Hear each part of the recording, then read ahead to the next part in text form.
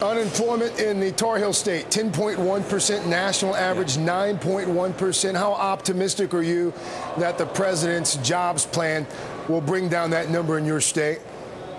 Well, nothing's going to fix it right away. We've had a problem in North Carolina well before the Great Recession hit. We've been losing manufacturing jobs for a generation. We've been right there with Michigan in how many manufacturing jobs that we've lost. But I think what North Carolinians want, what Americans want, is for jobs to be the top priority, to make the economy work right. And the economy working right means jobs for Americans who want to work. Let's talk a little bit about what's in the president's plan. We know that closing loopholes is something that he's talking about in this plan. Raising taxes on the wealthiest, raising taxes on some hedge fund managers as well. He has tried some of these ideas in the past with little to no success. What's different this time around?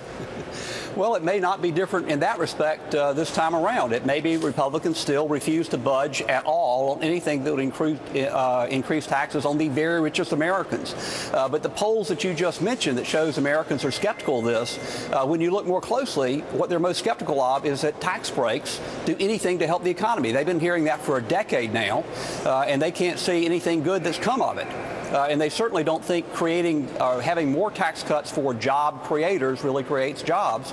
They think what does help, if you want to improve unemployment, stop firing people, stop firing teachers and firefighters and police officers, law enforcement officers, and start hiring people to pave bridges and repair our roads. What are your colleagues there on the Hill saying so far about the president's plan? And also, much has been made about whether the plan has a chance of getting through Congress as a single bill or whether pieces of it will get passed, a la carte, so to speak. What's your take on that?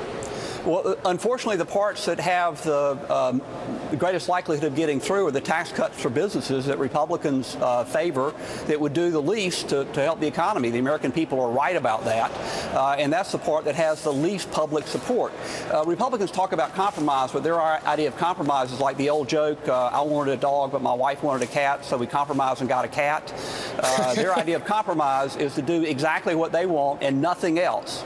Well, and American people have been seeing that for 9 months now, and they're sick of it. But while I have you here, Congressman, really quickly, North Carolina, the only state in the Southeast without language in the Constitution banning gay marriage. Yesterday, lawmakers in your state voted to put that question on the ballot next year.